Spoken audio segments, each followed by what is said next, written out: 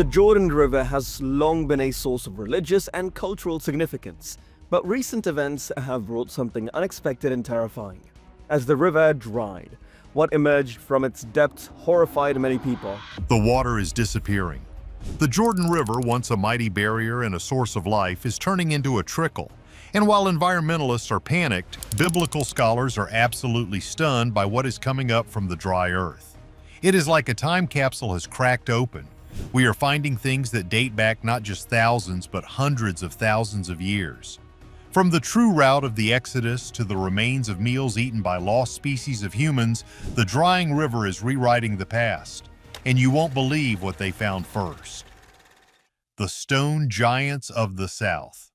But before we get to the riverbed itself, we have to look at the land that surrounds it, because this entire region is a graveyard of empires.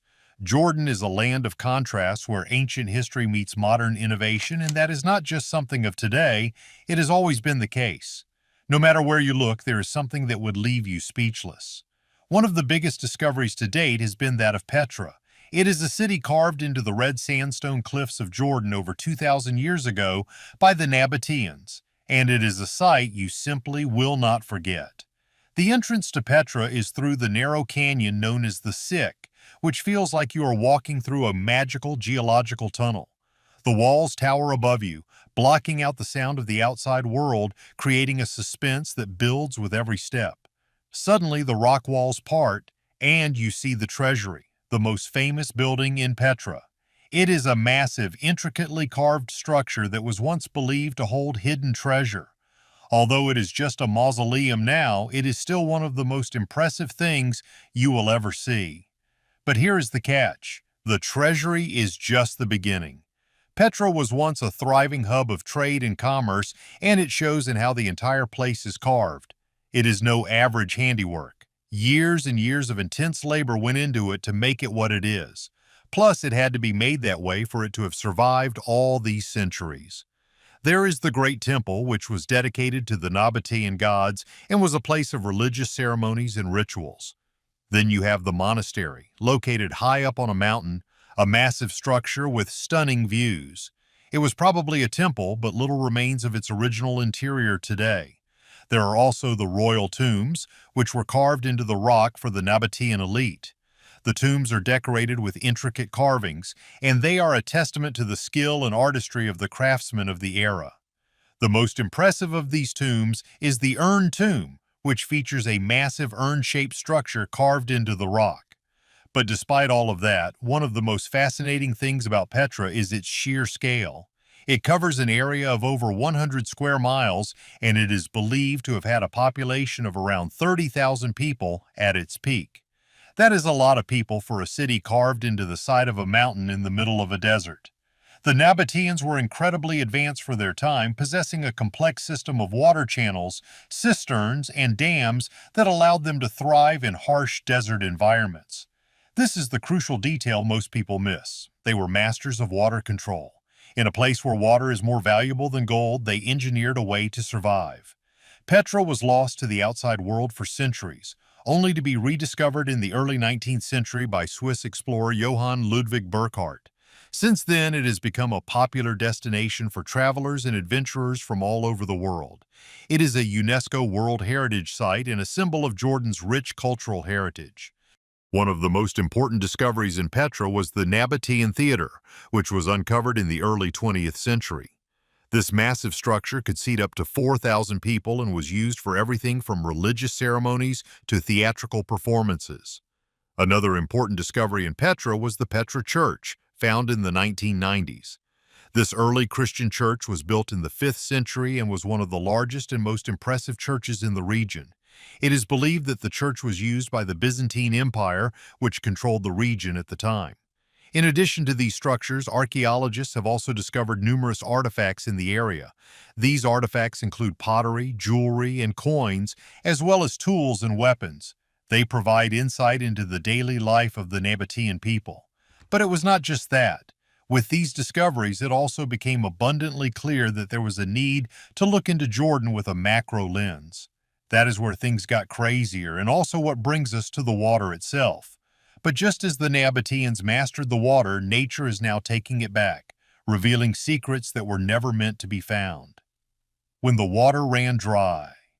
This brings us to the Jordan River, a place that holds tremendous significance for millions of people around the world.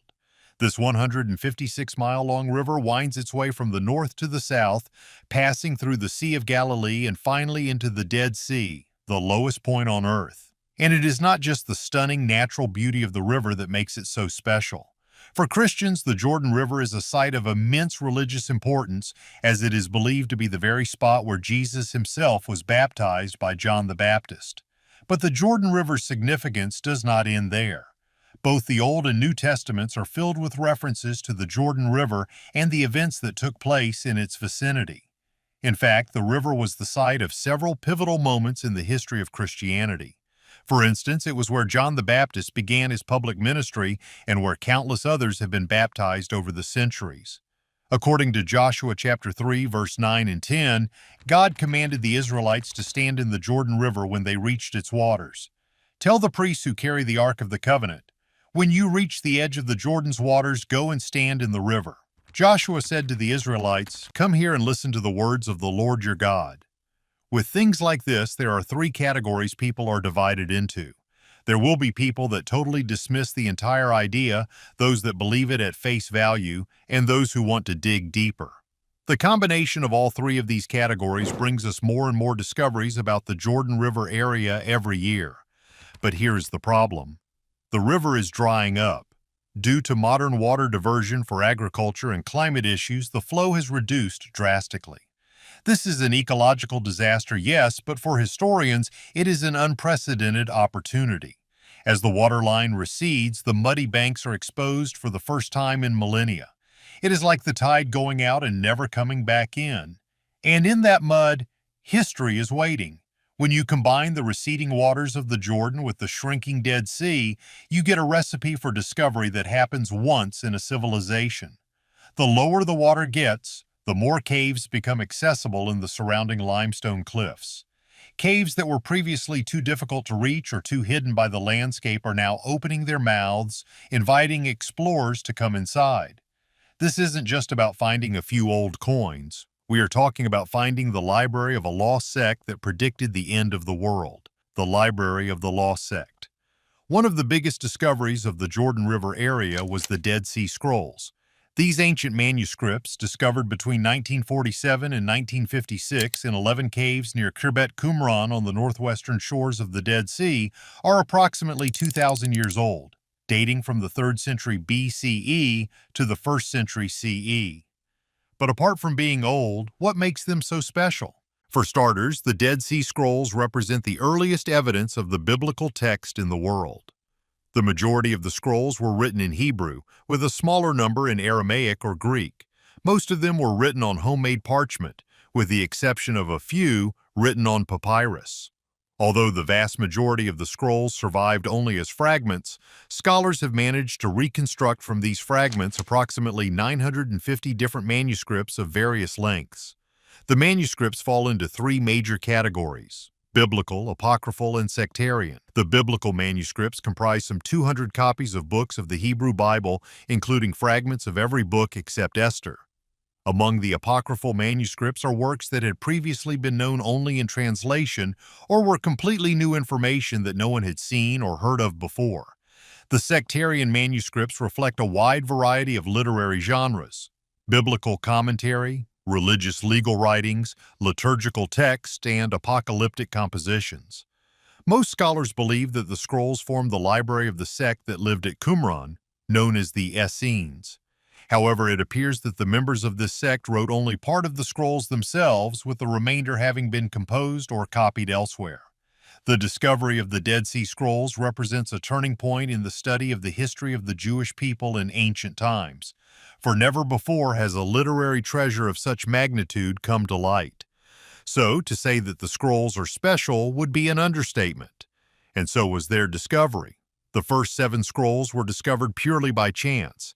It happened in 1947 by a Bedouin shepherd. He threw a rock into a cave, hoping to drive out a stray animal, but instead of hearing a bleat, he heard the shattering of pottery. That sound changed history. He had stumbled upon a cave near Khirbet Qumran. 3 of the scrolls were immediately purchased by archaeologist E.L. Sukenik on behalf of the Hebrew University.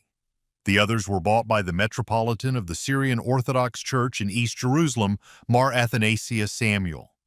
In 1948, Samuel smuggled the 4 scrolls in his possession to the United States. It was only in 1954 that Sukenik's son, Yigal Yadin, also an archaeologist, was able to bring them back. Over the next few years, from 1949 to 1956, additional fragments of some 950 different scrolls were discovered both by Bedouins and by a joint archaeological expedition. It all happened under the direction of Professor Father Roland DeVoe. Since then, no further scrolls have come to light, though excavations have been carried out from time to time at the site and nearby. But here is the deal. Just because there weren't any more scrolls found in the 50s doesn't mean the land is done talking. Quite the opposite. As the environment changes and technology improves, archaeologists may have actually discovered the first ever evidence of the biblical story of Exodus. And this is where the controversy really begins to heat up. Masters of the Hunt. The story of Exodus is spread over the biblical books of Exodus, Leviticus, Numbers, and Deuteronomy. It begins with the Israelites enslaved in Egypt before the Pharaoh, coerced by 10 terrible plagues, agrees to release them. Moses leads them across the miraculously parted Red Sea. Once they reached the Sinai Peninsula, Scripture says they traveled to Mount Sinai, where Moses received the 10 Commandments. They then headed to the southern border of Canaan, but being too scared to enter, were condemned to 38 years in the wilderness by God. After passing the years at the oasis of Kadesh Barnea, the Israelites then traveled to the eastern border of Canaan, where, according to the story, Moses passed away and was buried on Mount Nebo. The subsequent book of Joshua tells the story of Joshua, who takes over the leadership of the Israelites, leading them into the Promised Land across the River Jordan and conquering Jericho.